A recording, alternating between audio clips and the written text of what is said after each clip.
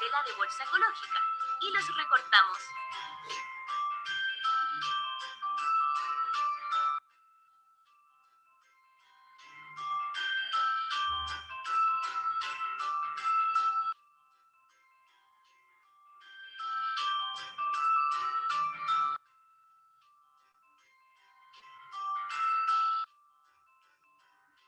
Introducimos el algodón en la botella y lo presionamos fuertemente para que quede comprimido en el cuello de esta.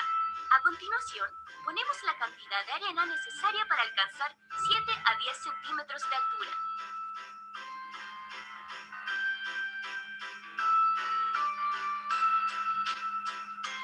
Luego, ponemos igual cantidad, 7 a 10 centímetros de altura, de cada una de las piedras de distinto tamaño que tenemos y las acomodamos para que quede todo bien ajustado.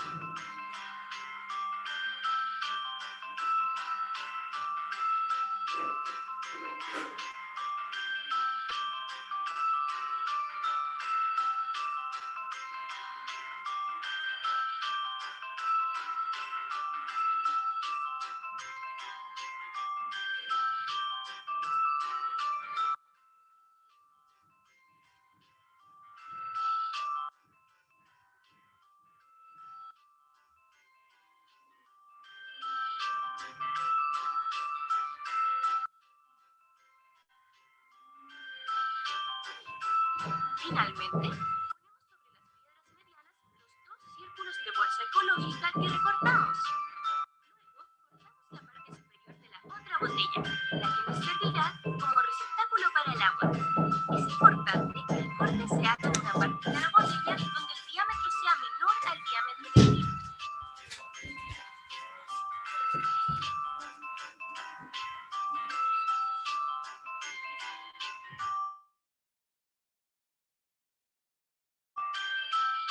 Sacamos la tapa del filtro y echamos el agua sucia por la parte superior.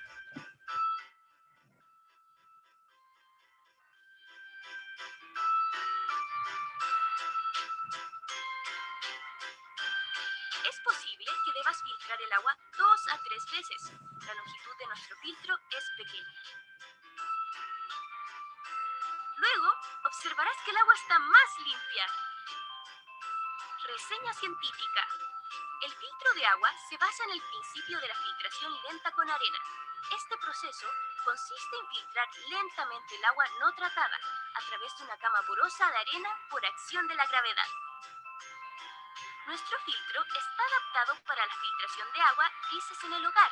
Las aguas grises son todo tipo de agua residual que se genera en una vivienda, excepto la del inodoro. Los principales residuos que contienen las aguas grises son sólidos suspendidos, disueltos y flotantes, tales como jabón, tierra, restos orgánicos, etc. Pero usa diversos materiales para poder limpiar el agua y, de esta forma, retener la mayor cantidad de residuos. Es importante saber que esta agua no es potable, pero podemos usarla para regar nuestras plantas.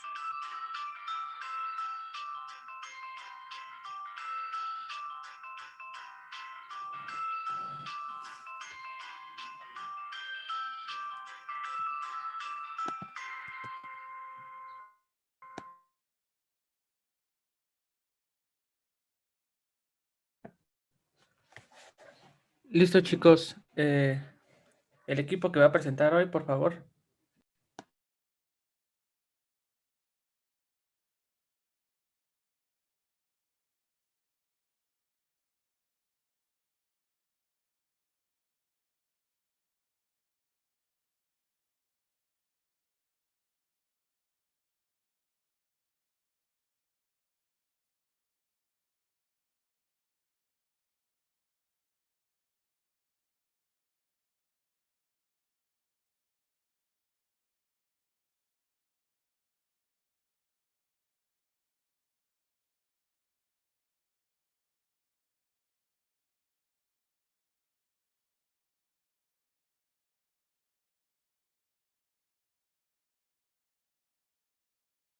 Secado y cocción posterior que le hace perder agua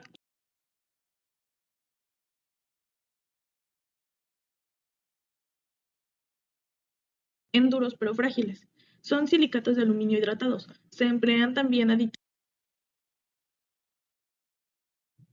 El concepto de materiales cerámicos a que nos referimos es aquel material de carácter inorgánico que se ha obtenido de una materia prima mineral que ha sido moldeado en frío y consolidado de modo irreversible por la acción de la temperatura mediante una cocción. Las materias primas son arcilla, que le da consistencia, o caolín, que es un tipo de arcilla muy dura y la aporta color blanco y textura fina, que, una vez moldeada, se somete a un proceso de secado y cocción posterior que le hace perder agua y convierte a estos materiales en duros pero frágiles.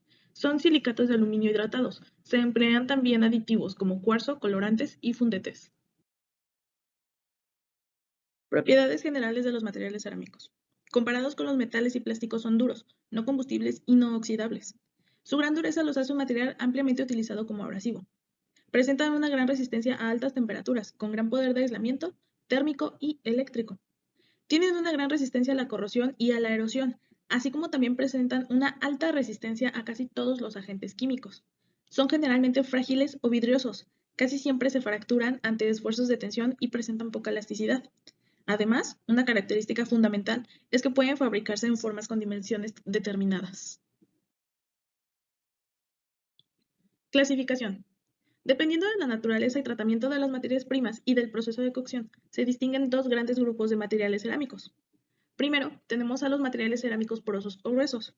Estos no han sufrido vitrificación, es decir, no se llega a fundir el cuarzo con la arena, debido a que la temperatura del horno es muy baja. Su fractura es terrosa, siendo totalmente permeables a los gases, líquidos y grasas. Entre los más importantes destacan: la arcilla cocida es de un color rojizo debido al óxido de hierro de las arcillas que se emplean. La temperatura de cocción es de unos 800 grados Celsius. A veces, la piezada se recubre con óxido de estaño y se denomina losa estanífera. Con ella se fabrican baldosas, ladrillos, tejas, jarrones, cazuelas. Tenemos la losa italiana, que se fabrica con arcilla de un color entre amarillo y rojo, mezclada con arena, pudiendo recubrirse de barniz transparente. Su temperatura de cocción ronda los 1000 grados Celsius y es empleada para fabricar vajillas baratas, adornos, entre otros. La losa inglesa, por su parte, es fabricada de arcilla arenosa, la cual se le ha eliminado el óxido de hierro, y se le puede añadir sílex, yeso o feldespato para poder bajar su punto de fusión en la mezcla, y kaolín para mejorar la blancura de la pasta. Es empleada para elaborar vajillas y objetos de decoración. Su cocción se realiza en dos fases. Primero, se cuece a unos 1100 grados centígrados, tras lo cual se saca del horno y se recubre con esmalte. Después, se introduce de nuevo en el horno a la misma temperatura. Tenemos también a los refractarios. Estos se fabrican a partir de arcillas mezcladas con óxidos. Puede ser de aluminio, torio, berilio y circonio. La cocción se efectúa entre los 1300 y los 1600 grados Celsius, seguidos de enfriamientos muy lentos, para evitar agrietamientos y tensiones internas. Se obtienen productos que pueden resistir temperaturas de hasta 3000 grados centígrados. Las aplicaciones más usuales son ladrillos refractarios, que deben soportar altas temperaturas en los hornos, y electrocerámicas, usados en automoción, aviación, entre otros. Tenemos también a los materiales cerámicos impermeables o finos, en los que se someten a temperaturas suficientemente altas como para vitrificar completamente la arena de cuarzo. Así, se pueden obtener productos impermeables y más duros. Entre estos tenemos el grés cerámico común, obtenido a partir de arcillas ordinarias sometidas a temperaturas de unos 1300 grados Celsius. Es empleado en pavimentos y paredes.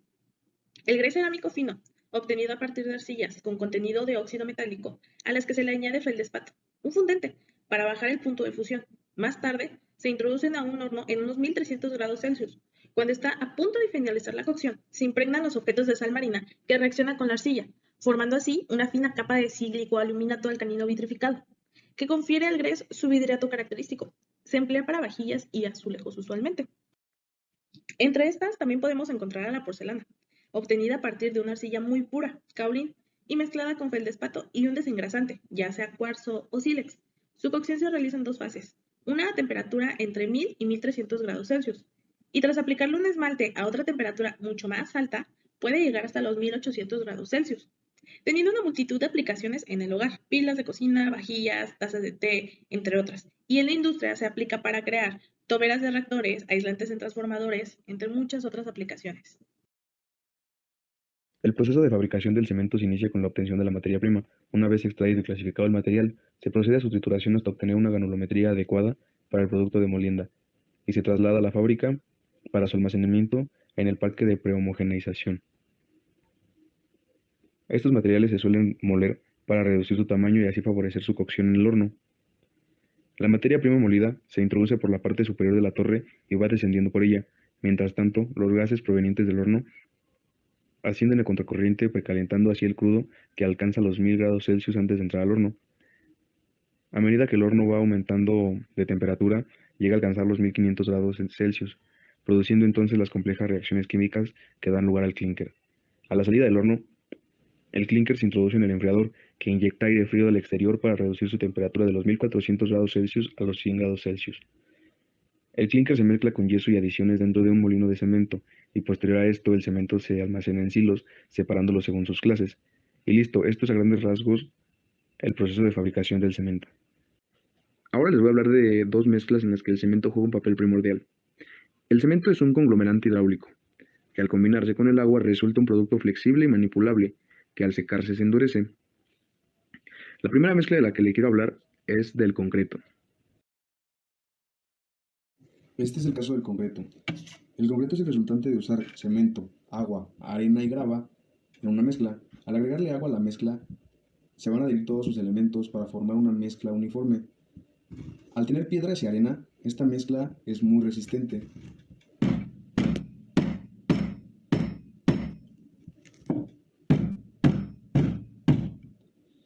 Por esta razón, es que es muy utilizada como base para mucho tipo de edificaciones. Como puede ver, es una mezcla muy resistente, no se fragmenta, no se parte en pedazos. Por esta razón es que esta mezcla es muy común y muy utilizada.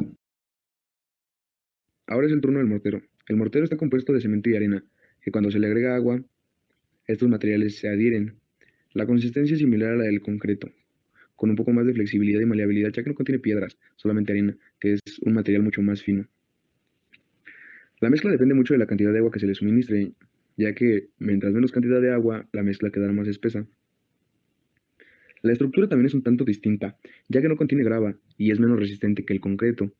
Como pueden ver en las fotos que les estamos presentando, a diferencia del concreto, que al golpearlo resistió, no se fragmentó, no se partió, en el caso del mortero, eh, el material, la mezcla, se partió en pedazos. La estructura es mucho más débil y al aplicarle fuerza, se parte y se fragmenta. La dureza de un material se entiende como la resistencia que éste opone a ser deformado, ya sea por medio de rayado, penetración o impacto. Para este experimento se comprobará la dureza de diferentes cerámicos en comparación con diferentes materiales como lo son los polímeros y el metal.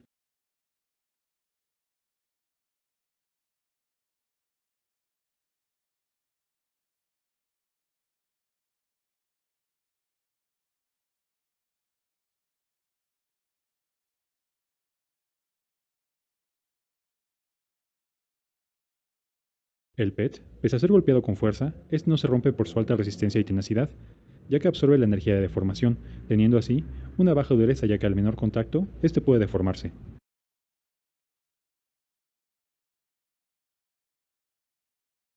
La obsidiana es un vidrio volcánico, por lo que lo podemos incluir como un cerámico. Por la presencia del hierro y el magnesio, esto le da una dureza superior a los cerámicos convencionales, ya que a diferencia de los cerámicos refractarios, este no se rompe con facilidad al ser impactado por el martillo.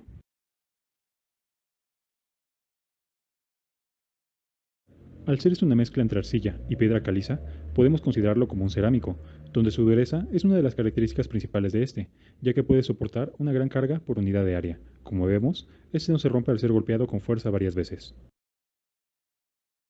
En comparación con el concreto y la obsidiana, este material cerámico es más frágil, pues su función principal es el poder ser un buen refractario, teniendo así una baja tenacidad, ya que eso le resta una dureza, pese a que en la cocción puede aumentarle un poco al material en cuestión. La dureza es una característica intrínseca de los metales, al igual que su tenacidad, por lo que le es muy difícil el poder romperlo o doblarlo, ya que esto requeriría un gran esfuerzo para lograrlo, siendo de los materiales de ese experimento el más duro de ellos, pues los impactos parecidos a los que se le dieron al concreto son contundentes y no logran deformarlo al metal. Parecido a la taza, este cerámico tiene una baja resistencia mecánica, pues no puede soportar altos esfuerzos, como si lo podría ser una baldosa o los porcelanatos, por lo que es necesario no someterlo a un alto esfuerzo por parte del martillo, ya que si se aplica más podría romperse fácilmente.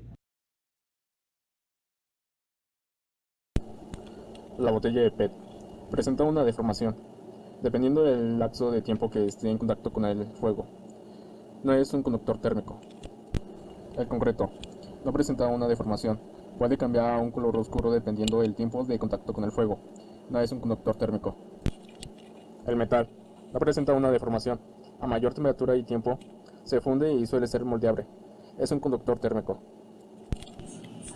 Obsidiana no presenta una deformación a contacto con el fuego.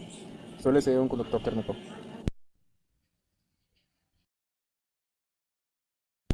La primera y la segunda cerámica no presentan ninguna deformación ante el fuego. Suelen ser conductores térmicos.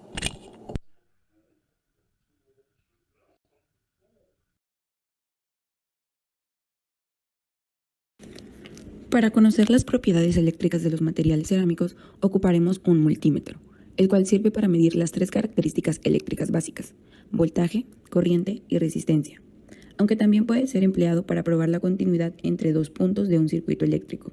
Para obtener la medición, las puntas de prueba deben tocar la terminal o cable que se quiere probar. Así, el voltaje aparecerá en la pantalla. Iniciaremos con la muestra de un material de cerámica. Una de las propiedades eléctricas en estos materiales es que la gran mayoría de materiales cerámicos son aislantes eléctricos, ya que poseen una alta resistencia dieléctrica y baja constante dieléctrica. Muchos tipos de cerámicos se utilizan como aislantes eléctricos para corrientes eléctricas de alto y bajo voltaje. Tal es el caso que al colocar las puntas del multímetro podemos notar que no genera electricidad.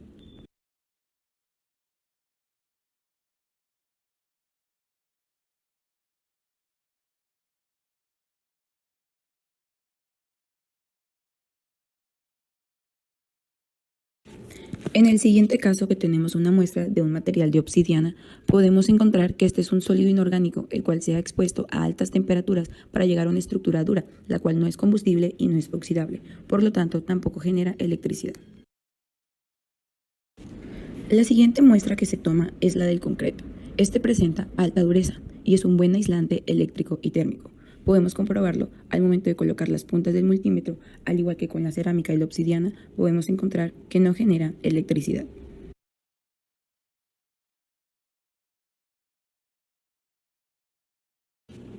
La siguiente muestra que se toma es de un plástico PET. Este plástico no tiene cargas libres, por lo tanto se comporta como un material aislante. Al colocar las puntas del multímetro sobre el plástico PET, encontramos que este no genera electricidad.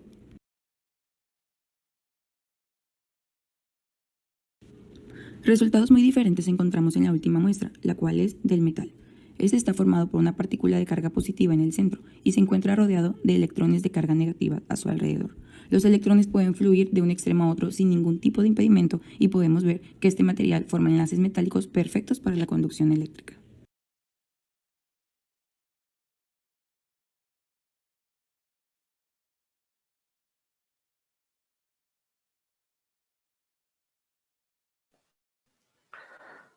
Muy bien.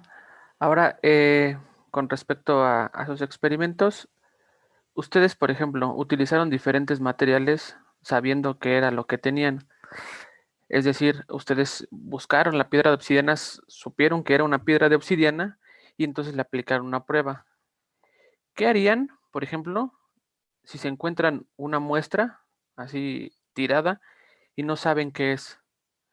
¿Cómo determinarían qué tipo de material y qué características tendría o cómo lo caracterizarían de ser así? Pues a grosso modo, en este caso, sacando como pretexto un cuarzo, podríamos utilizar en primer punto la forma en que refleja tanto la luz, la forma en la que, por ejemplo, dejándolo caer como una prueba de impacto y de la misma manera viendo el color que se puede ver a través del objeto. En este caso, para intentar sacarle algunas características e intentar empezar a disminuir la gran cantidad de pues, materiales que podría ser a una más pequeña. Sí, está muy bien, ¿no? Primero empezamos con pruebas cualitativas que nos pudieran dar información de qué tipo de material es, a qué se parece y qué características físico-químicas presenta. Pero si nosotros nos quisiéramos ir a un nivel más especializado, es decir, por ejemplo, ustedes que imaginemos que ya están en la industria y llega su jefe y les dice, a ver, quiero que me averigües qué es esto. Tú en la licenciatura tomaste ciencias de los materiales, entonces quiero que me digas qué es esta muestra y para qué la puedo utilizar.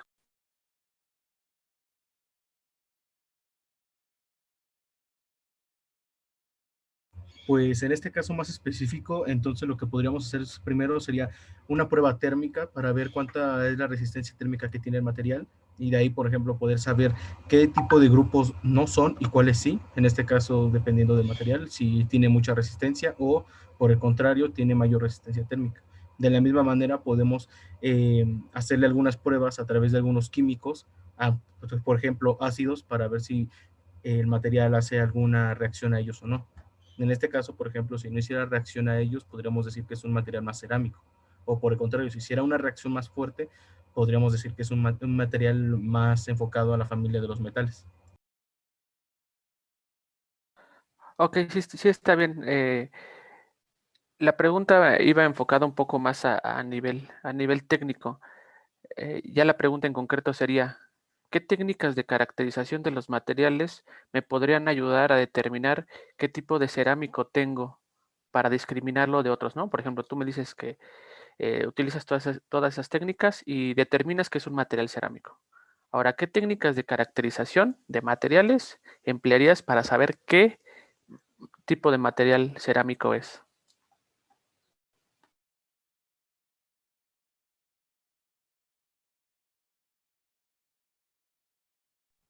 Bueno, en el caso que ocupamos el cemento, hay algunas muestras para poder identificarlo y podríamos sacar como su densidad, podríamos sacar su humedad, el tamaño que tiene, como en los videos también que se presentaron antes, que salía un grupo de estudiantes en un laboratorio que con los tamices podían sacar la granulometría. Esas son algunas de las muestras que le podríamos hacer a nuestro material cerámico.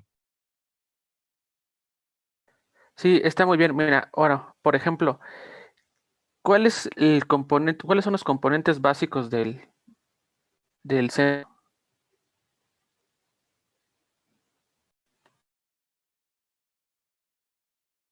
¿Puede repetirnos, profesores, que se cortó la Se pregunta? cortó el audio. Sí. Ok.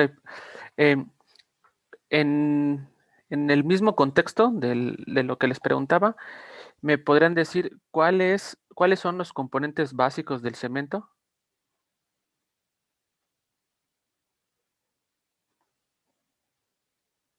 Pues es la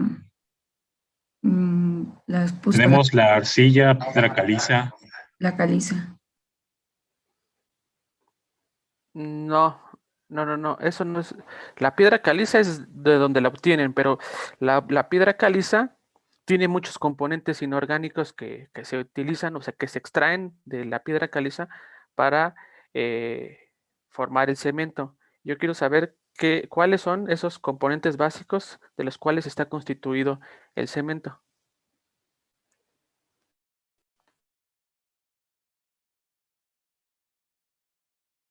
Por ejemplo, en el caso del carbonato de calcio, de la piedra caliza está compuesta por carbonato de calcio, ¿no? Sí, exactamente, bueno. ah, el carbonato de calcio es su componente mayoritario. Después también tiene óxidos de silicio, como lo platicamos, que son los silicatos. También tiene aluminosilicatos, que en este caso son óxidos de aluminio. Tiene óxidos de hierro, óxidos de magnesio, entre muchas otras, ¿no? Algunos óxidos alcalinos. Entonces, la, la composición de los cementos, o sea, sabemos que existe infinidad de cementos, ¿no? El cemento Portland, el cemento blanco, el cemento gris, que también le llaman, que es diferente al cemento Portland. Entonces, y el cemento Portland, por ejemplo, de Cruz Azul es muy diferente al de Holcim Apasco y es muy diferente al Tolteca y a los que ustedes quieran, ¿no? De los que vimos hasta el del de Perú. ¿En qué radican esas diferencias? Si es lo mismo, ¿no? Si se extrae de una piedra caliza.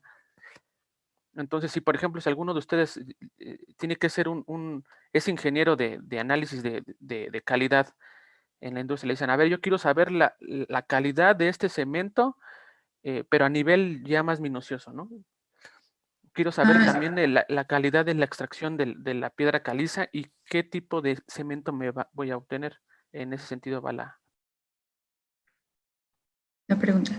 Bueno, considero que una de las diferencias que puede tener, por ejemplo, si de todas las industrias o marcas nos basamos en un mismo tipo de cemento, puede variar del lugar donde se está tomando el banco, de donde toman la piedra, donde toman cada uno de los componentes, porque según del lugar, tal vez pues va a variar la cantidad de humedad que puedan tener la caliza tal cual que están ocupando y las arcillas que ocupan para poder hacer el cemento.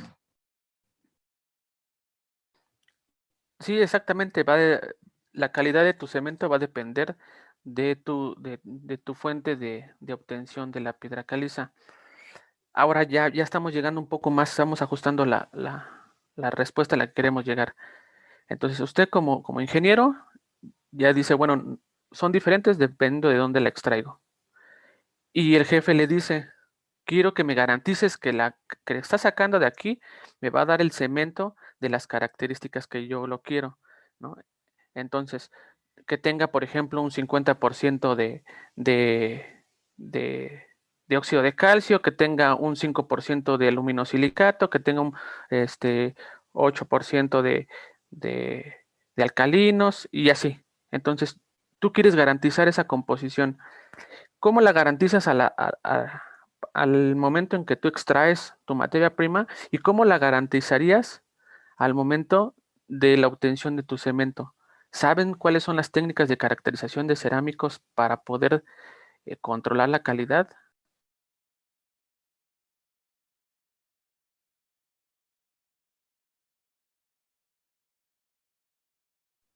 Bueno, en este caso según los bancos van a tener diferentes cantidades de los elementos que tomemos, ahí lo que va a variar va a ser la cantidad que se le vaya a poner, porque tal vez tenemos una arcilla más densa que otra. Puedo dar por hecho de que según el material que yo esté ocupando, si tiene más o mayor densidad, pues de alguno voy a tener que colocarle más o menos a mi muestra para que pueda cumplir con las características del cemento que entregar o de las muestras que tengo que comprobar. Alguna de las tácticas que se utiliza, profesor, como dice mi compañera, es a través de las probetas de cemento para que a través ahora sí que del porcentaje que se vaya a utilizar de cemento junto con piedra caliza y arena vaya siendo un cemento más cercano al que nos está exigiendo. Por ejemplo, en nuestro video nosotros mostramos el mortero que en esta prueba fue mucho más hecho con cemento que con arena. Entonces, ¿qué pasó? Al momento del impacto, el cemento se rompió. ¿Por qué? Porque a pesar de que sí tenía la dureza, no tenía la estructura suficiente para resistir el impacto.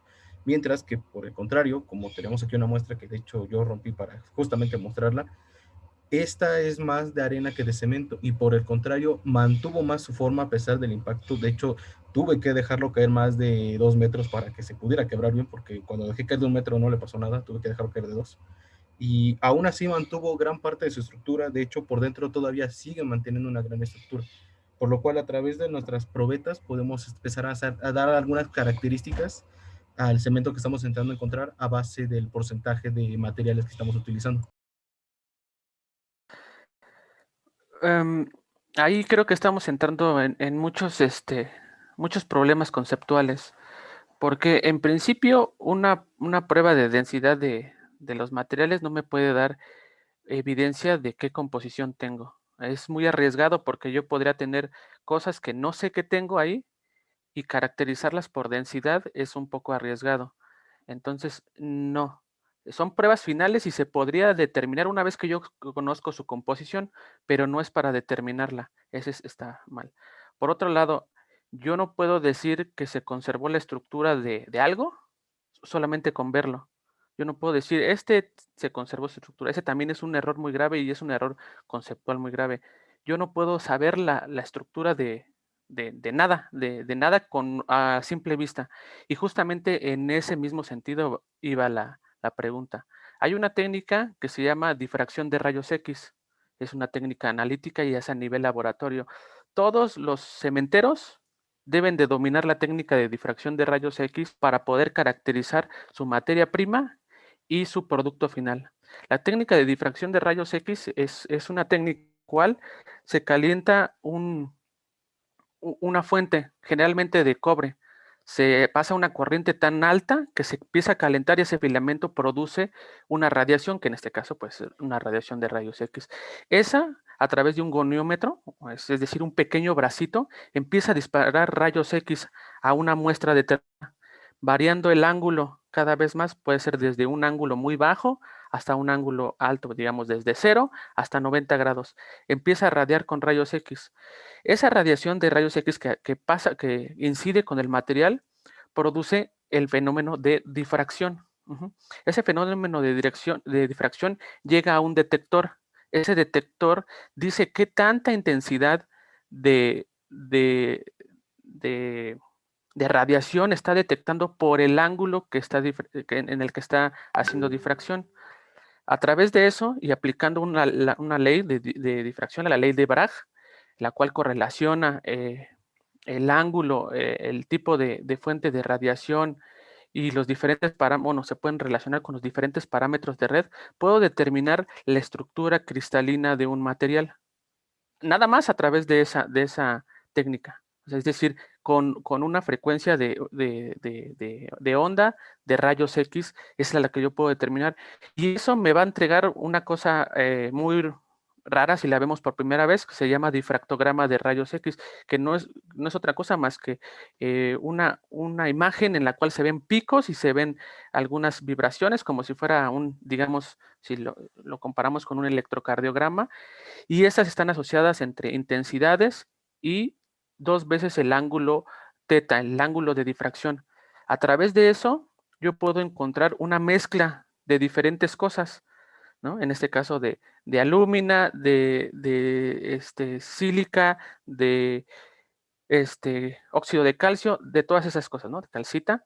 Entonces, a través de eso yo hago un refinamiento de esos puntos, yo hago un refinamiento y puedo saber que en mi muestra efectivamente tengo una cierta cantidad de calcita, una cierta cantidad de alúmina, una cierta cantidad de silicatos. Solamente a través de esa técnica puedo decir, ok, la calidad de mi cemento es tal, la calidad de mi materia prima es tal. También hay otro tipo de técnicas de caracterización como espectroscopía infrarroja, espectroscopía Raman, otros modelos de absorción, las cuales me van a hacer caracterizar un material. Solamente por esos. También yo tengo otras pruebas analíticas menos sofisticadas, como son pruebas de densidad o pruebas cualitativas.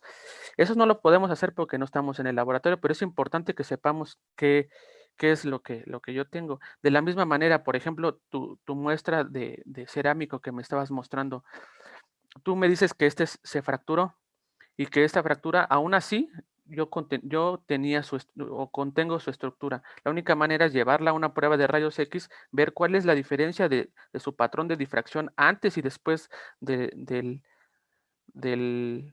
la prueba de dureza, por ejemplo. Entonces, también, por ejemplo, una técnica que es muy importante para estos procesos es la microscopía electrónica de barrido electrónico. Bueno, la microscopía de barrido electrónico, en la cual, parecida a rayos X, se inciden o se bombardean con electrones. Esos electrones rebotan o interaccionan con la muestra, se reflejan, se detectan y mediante un procesamiento de software se puede ver un material a nivel microscópico. No es un microscopio óptico como el que conocemos, que son muy sencillos, que nomás nos asomamos y podemos ver algo pequeñito. Esa es una resolución muy, muy elevada, resoluciones de aproximadamente 10,000 aumentos, en las cuales yo puedo obtener una imagen de mi material, y ahí yo puedo determinar qué tipo de fallas son las que tengo, ¿no? Si encuentro fracturas, si encuentro cómo se rayó el material, ¿no? ¿Quién es más duro qué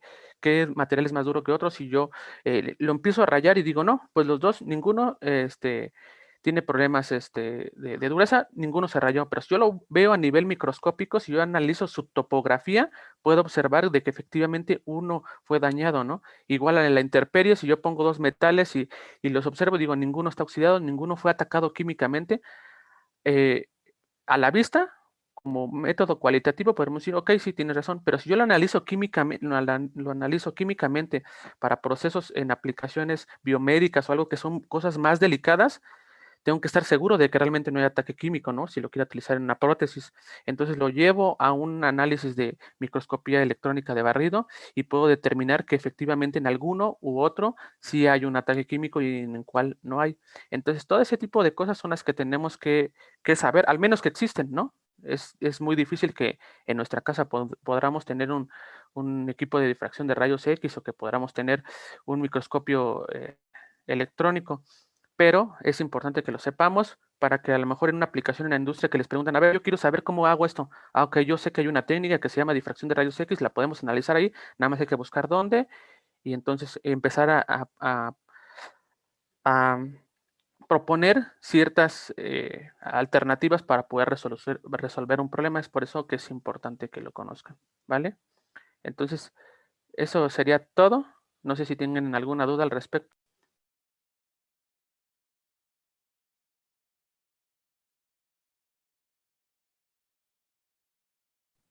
No, profesor. Bueno, yo al respecto no conocía la muestra como tal. Yo tuve la oportunidad de poder participar un tiempo en un concurso de muestras de concreto, pero en donde estuvimos haciendo las muestras era en una concretera. Entonces, como tal, lo que checábamos ahí pues era la resistencia para el concreto, pero los sacos ya de cemento pues ya estaban listos ahí. Pero a pesar de que no era una cementera y era una concretera, pues sí les hacíamos muestras a los diferentes tipos de cemento y también como se mostró en los videos que usted nos presentó, con ayuda de algunos aditivos para poder llegar a los resultados específicos que nosotros estábamos buscando. Pero la muestra que usted nos preguntaba ahorita, que era para poder identificar a un material cerámico, en lo personal no tenía conocimiento de estos. Sí, de igual manera también fue un error de mi parte porque me faltó un poco más de información en ese aspecto y sí tengo que admitirlo. Yo no investigué lo suficiente para poder explicarlo de mejor manera y ahorita con lo que nos acaba de explicar me acaba de dar el fundamento que no conocí y por eso muchas gracias, profesor.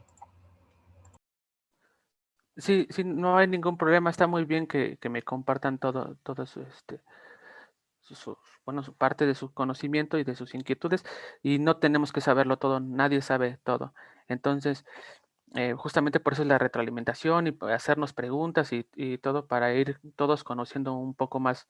Entonces, como bien menciona Carla, hay algunas pruebas que son más de tipo de calidad, pero en este caso del concreto ya se analizan otras cuestiones un poco más macroscópicas que también son fundamentales y también son importantes en su aplicación final, pero digamos ya en el proceso más fino de fabricación del cemento para que tenga todas esas características, pues hay otras técnicas analíticas un poco más finas.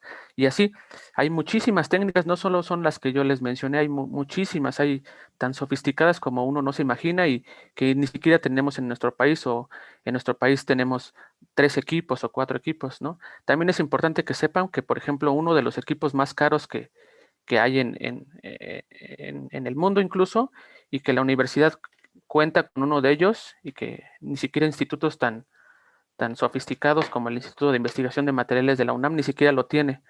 Ese es un espectro que se llama, es un equipo que se llama espectro de espectroscopía Raman. Entonces ahí, digo, si en algún momento les interesa analizar cualquier cosa, pueden solicitar, hacer una solicitud y decir, yo quiero saber, eh, quiero tener información sobre esto, ¿no? Y eso aplica para todas las ingenierías, ¿no? Desde una placa de electrónica, ¿no? Cómo está constituida, hasta un ingeniero ambiental, si quiere analizar un tipo de muestra, un ingeniero civil con una probeta de roca, cualquier ingeniería pueden llevarla ahí y les da un espectro, y ese espectro les da información sobre el tipo de enlaces que hay, las vibraciones que tiene, cómo interacciona con la luz. Ese es un equipo genial y es muy costoso, y la universidad tiene la fortuna de tenerlo, y es para todos, todos pueden solicitar y ver cómo cómo funciona. Eso es muy interesante y los invito a que en algún momento en que se restablezca todo, si tienen la curiosidad, incluso nada más de ir y ver cómo funciona, pueden ir y hacer la solicitud y está en el departamento de química de materiales. Entonces, bueno, eso sería todo y si nadie tiene nadie tiene alguna otra pregunta, pues terminamos la clase.